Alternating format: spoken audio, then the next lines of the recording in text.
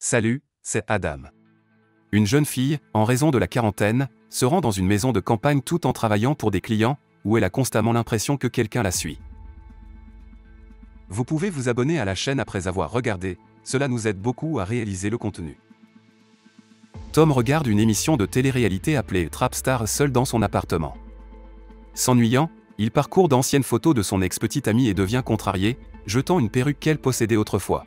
Inopinément, quelqu'un sonne à sa porte, et il rencontre Lorraine, avec qui il avait fait connaissance sur une application de rencontre. Ils partagent des boissons, et les choses s'intensifient rapidement.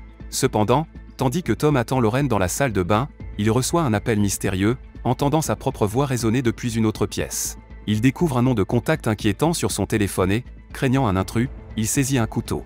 Soudain, un homme masqué l'attaque, l'étranglant avec une barre de fer. Alors que Tom fait face à une situation de vie ou de mort, Lorraine reste inconsciente, occupée à prendre des photos dans la salle de bain. Lorsqu'elle quitte enfin l'appartement, elle découvre l'assaillant masqué en train de partir et le corps inerte de Tom sur le sol. Ailleurs, Vicky attend que son amie Stacy vienne la chercher. Stacy, en proie à la gueule de bois, demande à Vicky de conduire et explique qu'elle doit se mettre en quarantaine en raison des craintes de ses colocataires paranoïaques concernant la Covid, exacerbée par le fait que Vicky vient de New York. Stacy se sent responsable d'avoir initié Vicky à la webcam, ce qui a conduit à la rupture de son petit ami et à son expulsion. Vicky rassure Stacy et décide de profiter de sa période de quarantaine pour gagner de l'argent grâce à la webcam, dans le but de trouver son propre logement. À son arrivée à la cabane de Stacy, Vicky reçoit une liste de contacts, dont un jeune couple qui est son seul voisin. Stacy laisse Vicky là-bas pendant une semaine. Cette nuit-là, tout en regardant Trapstar avec Paris Hilton comme animatrice, l'électricité s'éteint, et Vicky entend des bruits de pas à l'extérieur. Elle découvre que le disjoncteur a été délibérément éteint. Le lendemain, Vicky reçoit une demande de son client le moins préféré, un joueur de rôle enthousiaste.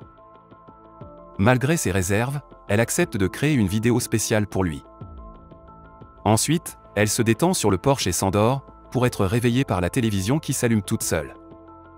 À son insu, un homme masqué rôde à proximité. Heureusement, Vicky retourne à l'intérieur, échappant de justesse à une rencontre. Le jour suivant, Vicky découvre qu'il n'y a ni Wi-Fi ni électricité dans la maison et laisse un message à Stacy, exprimant sa frustration. Lorsque la sonnette retentit, le réparateur arrive pour réparer les câbles, et Vicky est surprise par son charme.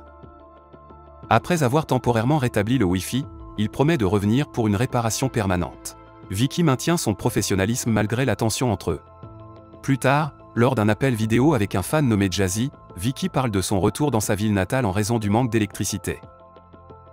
Elle décore la cabane avec des guirlandes lumineuses de Noël et des lanternes Jack-o'-lanterne, puis revient pour créer une vidéo pour son client.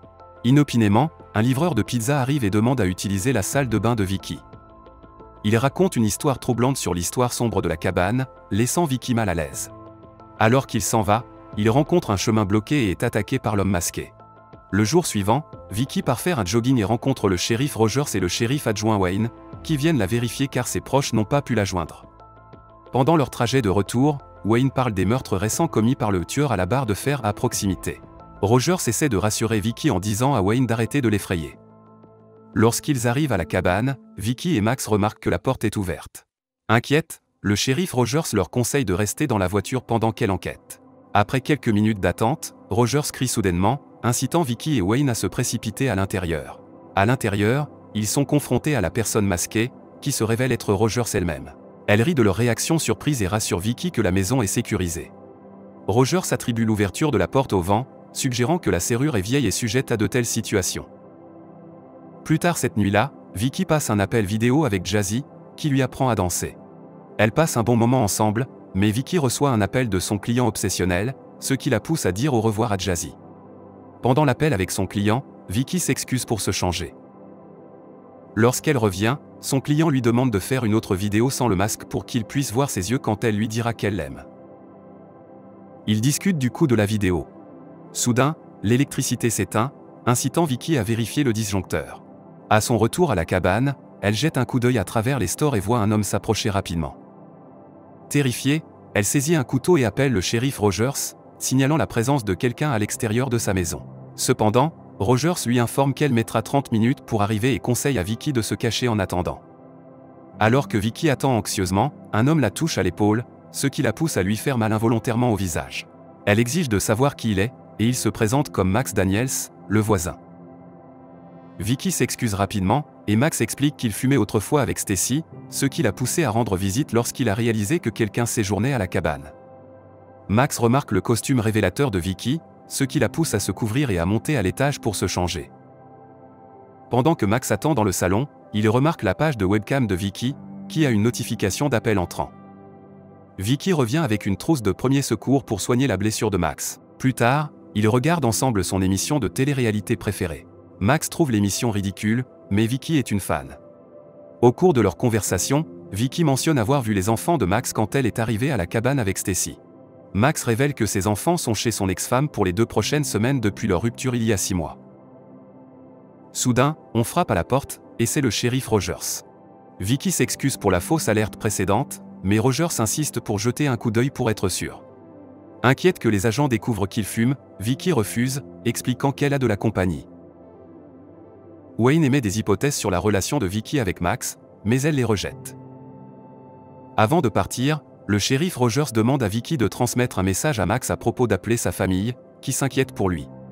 Max accepte et mentionne qu'il doit rentrer chez lui pour nourrir son chien avant de donner à Vicky un petit câlin et de partir. Le lendemain, lors d'une course l'après-midi, Vicky passe devant la maison de Max. Intriguée, elle se cache dans les buissons pour le regarder couper du bois. Plus tard dans la soirée, Max invite Vicky à faire un tour en buggy, et elle accepte avec enthousiasme. Il se dirige finalement vers la maison de Max. À l'intérieur, Vicky remarque une photo de famille avec un autre homme, et Max révèle que c'est le nouveau petit ami de son ex-femme. Il garde la photo là pour quand ses enfants rendent visite, voulant qu'il croie que tout va bien. Vicky s'excuse de s'être immiscée et partage que son propre petit ami l'a récemment quitté et mise à la porte. Alors qu'ils continuent de discuter, Vicky tente d'embrasser Max, mais il décline poliment, disant qu'il n'est pas prêt. Max finit par la ramener à la cabane et s'excuse pour la situation gênante. Il assure qu'il la trouve très belle, et Vicky répond en complimentant son apparence. En retournant à la cabane, Vicky est soudainement attaquée par un homme qui brandit une batte contre elle. Elle évite de justesse d'être touchée, saisit un couteau et s'enfuit dans les bois. L'homme la poursuit, et elle commence à crier, mais il parvient à la calmer, expliquant qu'il s'agit d'un malentendu. Il se présente comme Jake, le cousin de Stacy et un chauffeur de camion qui séjourne parfois à la cabane lorsqu'il travaille sur la côte. Malgré ses doutes initiaux, Vicky finit par accepter son explication, et Jake retourne à la cabane. Plus tard cette nuit-là, Vicky présente ses excuses à Jake pour l'incident précédent, et il lui montre une photo d'enfance de lui-même avec Stacy comme preuve. Ensuite, Vicky découvre un sac contenant quelque chose, laissé par Stacy, et Jake explique leurs effets. Ils décident d'en consommer. Sous l'influence, ils se rapprochent romantiquement dans la salle de bain et regardent la chaîne YouTube Adam Récapitulation Film avant de se coucher. Le matin suivant, Vicky découvre que Jake est parti. Alors qu'elle le recherche, elle découvre des empreintes de pas ensanglantées menant sur le côté de la maison.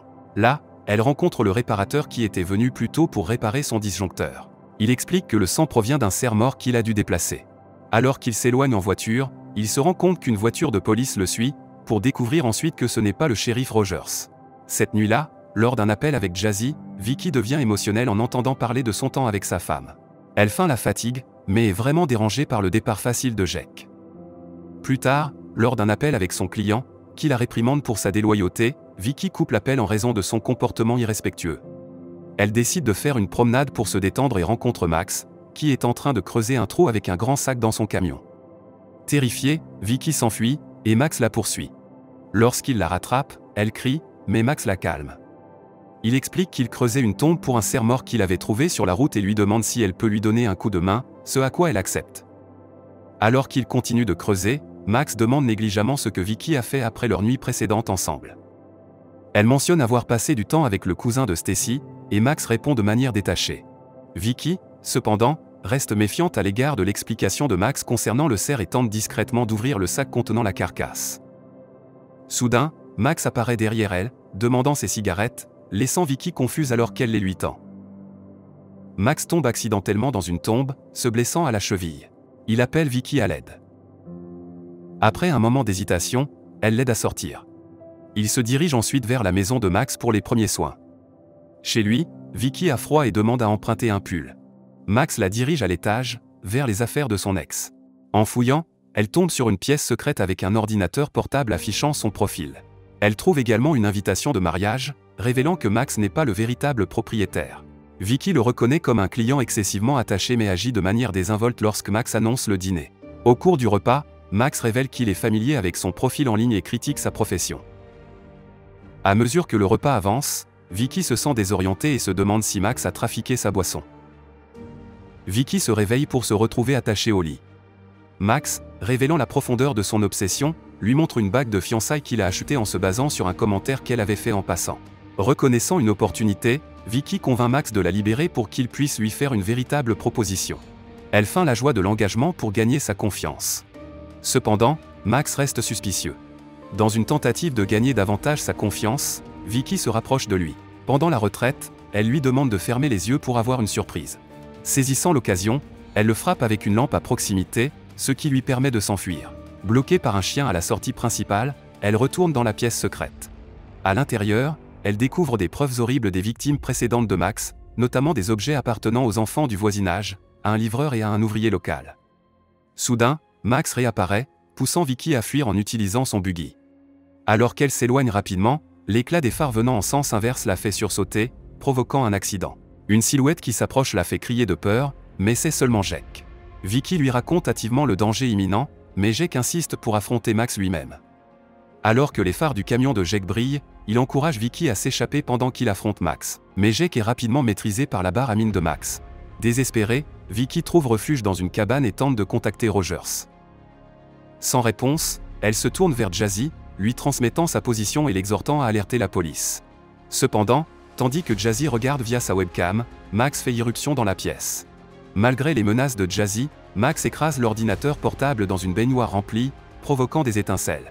Alors que Vicky se cache, Max délire sur son amour tordu pour elle, avouant avoir tué son ex. Alors qu'il est distrait, elle tente de l'incapaciter avec une bouteille mais échoue. Alors que Max essaie de l'étrangler dans sa rage, Jake réapparaît, parvenant à blesser Max. Mais la fureur de Max est sans pareil, et il riposte rapidement. Il tente alors d'électrocuter Jake dans la baignoire, mais une Vicky revigorée intervient, conduisant Max à rencontrer une fin choquante. Cependant, le récit change ensuite. La caméra s'éloigne pour montrer que cette histoire palpitante n'est qu'un film visionné par les candidats de Trapstar. Ils discutent avec enthousiasme du retournement de l'intrigue, en particulier surpris par leurs propres apparitions dans le film, et ils s'abonnent tous à la chaîne Adam Récapitulation Film. Si vous êtes intéressé par ce genre de film, veuillez passer à la vidéo suivante à l'écran et partagez également vos réflexions sur ce film dans les commentaires. Mettez un j'aime et abonnez-vous. Au revoir.